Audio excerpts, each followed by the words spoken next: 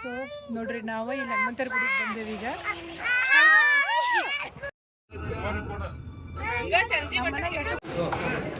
So dosa ಬಡ ತಿನ್ನು ಯಾಕಪ್ಪ ಶುರು ಮಾಡೋಲ್ವಾ?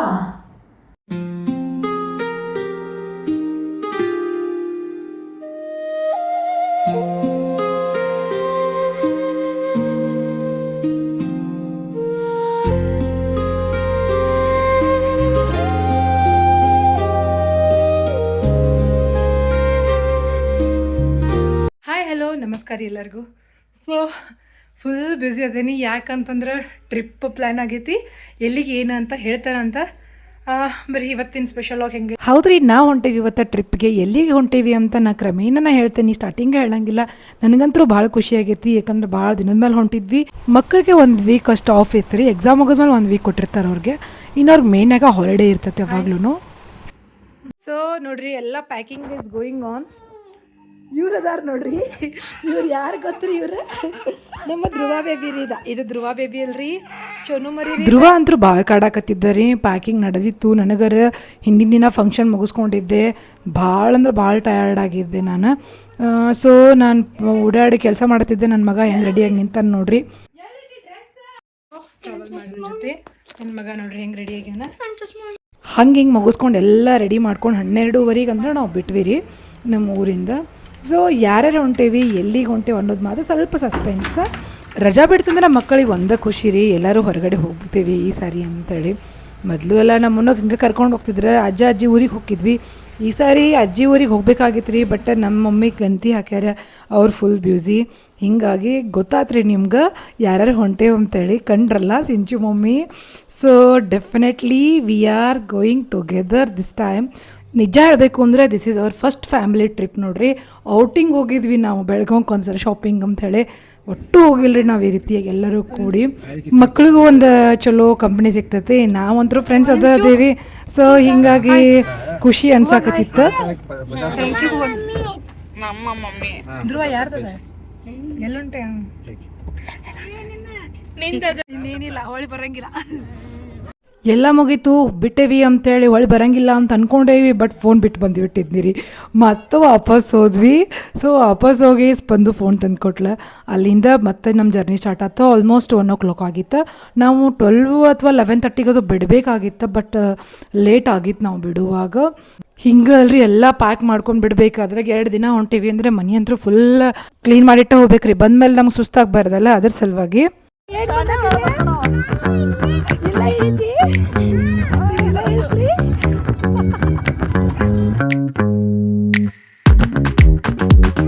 ನೋಡ್ರಿ, ನಾವು ಇಲ್ಲಿ ಹನುಮಂತರ ಗುಡಿಗೆ ಬಂದೇವಿ ಈಗ.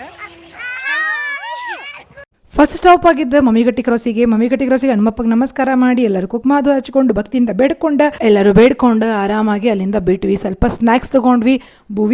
ಧ್ರುವ ಅಂತೂ ಭಾಳ ಅಳಾಕತ್ತಿದ್ದ, ಪಾಪಡೆ ಬೇಕು, ಕುರ್ಕುರೆ ಬೇಕು ಅಂತೇಳಿ. ಸೊ ನೋಡ್ರಿ, ಎಲ್ಲರೂ ಹೆಂಗೆ ಕುರ್ಕುರೆ ತಿನ್ನಕತ್ತಾರ.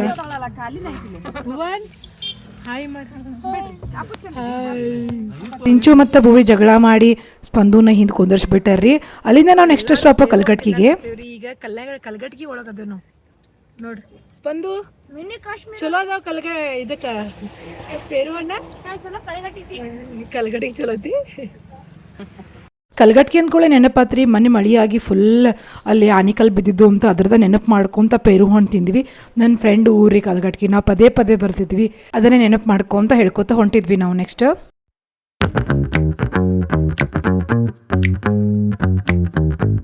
ನೆಕ್ಸ್ಟ್ ಯಲ್ಲಾಪುರ ಎಂಟ್ರಿ ಅಂದರೆ ಕೆರೆ ನೋಡ್ರಿ.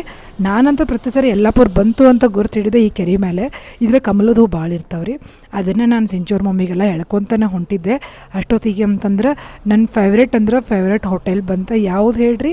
ಡೆಫಿನೆಟ್ಲಿ ಶಾನ್ಬಾಗ್. ಈ ರೋಡ್ಲಿ ಹೋಗೋರೆಲ್ಲ ಈ ಹೋಟೆಲ್ಗೆ ಹೋಗಿರ್ತಾರೆ. ಸೊ ಹಾಯ್ ನೋಡ್ರಿ, ಒಂದೊಂದು ಕಾಲು ನೋವಾಗ್ಯಾವ. ಈಗ ನಾವು ಯಲ್ಲಾಪುರಕ್ಕೆ ಅದೇವಿ. ಹೋಟೆಲ್ ಶಾನ್ಬಾಗ ಎಲ್ಲರಿಗೂ ಗೊತ್ತಿರುವಂಥ ಹೋಟೆಲ್ ರೀ. ನನಗೆ ಗೊತ್ತಿರೋಂಗೆ ಈ ರೂಟ್ಲೆ ಯಾರು ಹೋಗ್ತಾರಲ್ಲ ಪ್ರತಿಯೊಬ್ಬರು ಈ ಹೋಟೆಲಿಗೆ ಸ್ಟಾಪ್ ಮಾಡಿ ಹೋಗ್ತಾರೆ. ಟೀಯಿಂದ ಹಿಡಿದು ಎಲ್ಲನೂ ಅಷ್ಟು ಮಸ್ತ ಇರ್ತೈತಿ. ಬ್ರೇಕ್ಫಾಸ್ಟ್ ಬಗ್ಗೆ ಅಂತೂ ಮಾತಾಡೋಂಗಿಲ್ಲ. ಮಾರ್ನಿಂಗ್ ಕುಂದ್ರಕ್ಕೆ ಜಾಗ ಇರೋಂಗಿಲ್ಲ. ಮತ್ತು ಸಣ್ಣ ಹುಡುಗರ್ನೆಲ್ಲ ಟ್ರಿಪ್ಪಿಗೆ ಕರ್ಕೊಂಡು ಹೋಗ್ತಾರಲ್ರಿ, ಅಂದರೆ ಹೈಸ್ಕೂಲ್ ಹುಡುಗರ್ನದು ಆಲ್ಮೋಸ್ಟ್ ಇಲ್ಲೇ ಸ್ಟಾಪ್ ಮಾಡ್ತಾರೆ. ಏನೋ ಒಂದು ಅದು ನಮ್ಗಂತೂ ನಮ್ಮ ಪಪ್ಪ ಕರ್ಕೊಂಡು ನಾವು ಧರ್ಮಸ್ಥಳಕ್ಕೆ ಹಿಂಗೆ ಹೋಗ್ತಿದ್ವಲ್ಲ ಅವಾಗೆಲ್ಲ ಇಲ್ಲೇ ನಮ್ಗೆ ಸ್ಟಾಪ್ ಮಾಡಿ ಇಲ್ಲೇ ನಮ್ಗೆ ಊಟ ನಾಷ್ಟ ಮಾಡಿಸ್ಕೊಂಡು ಹೋಗ್ತಿದ್ರು. ಹೀಗಾಗಿ ನಮ್ಗೊಂಥರ ಎಮೋಷ್ನಲಿ ಅಟ್ಯಾಚ್ಮೆಂಟ್ ಭಾಳ ಐತ್ರಿ. ಪ್ಲಸ್ ನಮ್ಮ ಚೈಲ್ಡ್ಹುಡ್ ಮೆಮರೀಸ್ ಭಾಳ ಅದಾವ. ಪದೇ ಪದೇ ಇಲ್ಲಿ ಬಂದು ಒಂಥರ ನಮ್ಗೆ ಖುಷಿ ಭಾಳ ಆಗ್ತೈತಿ ಇಲ್ಲಿ ಬಂದಾಗ.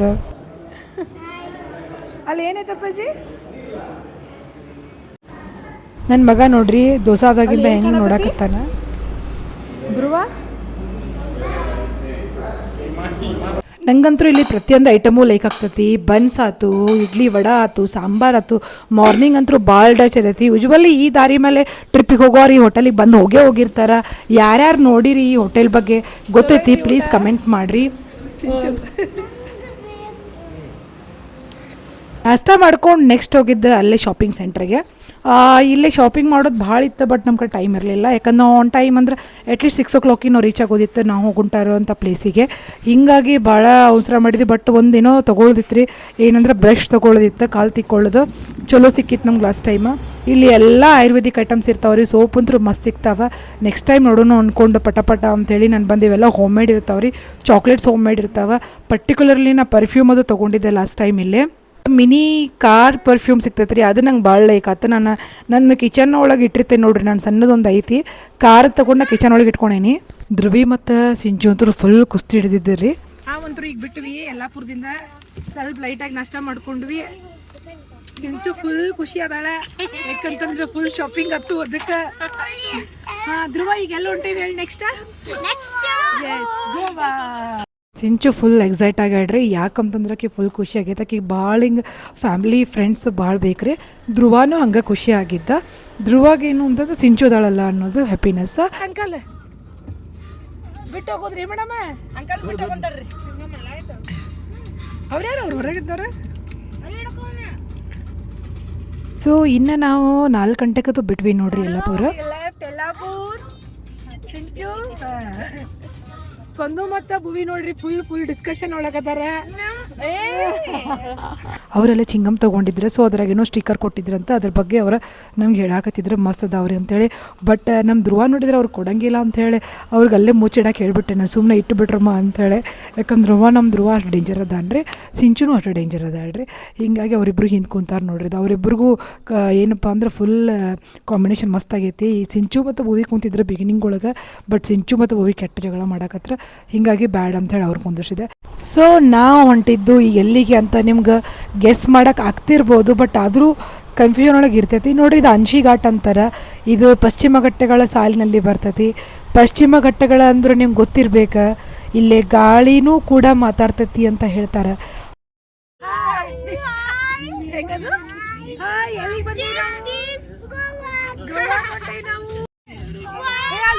ಮಕ್ಕಳಂತರೂ ಸಿಕ್ಕಾಪಟ್ಟೆ ಎಂಜಾಯ್ ಮಾಡಾಕತ್ತಿದ್ರೆ, ನನಗಂತೂ ಭಾಳ ಖುಷಿ ಆಗ್ತೈತಿ.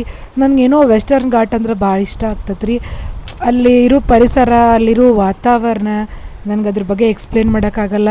ಇನ್ನೂ ಹೇಳೋಕೆ ಭಾಳ ಐತ್ರಿ, ಇಷ್ಟಕ್ಕಂತೂ ಮುಗಿಲಿಲ್ಲ. ಕಡೆಗೂ ನಾನು ನಿಮಗೆ ಹೇಳಲೇ ಇಲ್ಲ ಎಲ್ಲಿಗೆ ಹೊಂಟೇನಂತೇಳಿ. ನಾ ಎಲ್ಲಿಗೆ ಹೊಂಟೇನಂತ ಗೊತ್ತಾಗಬೇಕಂತಂದ್ರೆ ನೆಕ್ಸ್ಟ್ ಲಾಗ್ ತನಕ ವೆಯ್ಟ್ ಮಾಡಿರಿ ಮತ್ತು ಗೆಸ್ ಮಾಡಿರಿ, ಕಮೆಂಟ್ ಮಾಡಿರಿ, ನೋಡೋಣ ಯಾರು ಗೆಸ್ ಮಾಡ್ತೀರಿ ಅಂಥೇಳಿ. ಸದ್ಯದ ಮಟ್ಟಿಗೆ ನಾವು ಅನ್ಶಿ ಘಾಟ್ ಒಳಗದೇವಿ.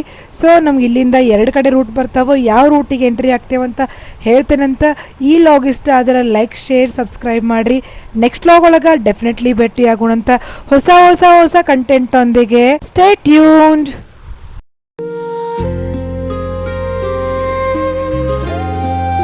ಶುರು ಮಾಡೋಣ.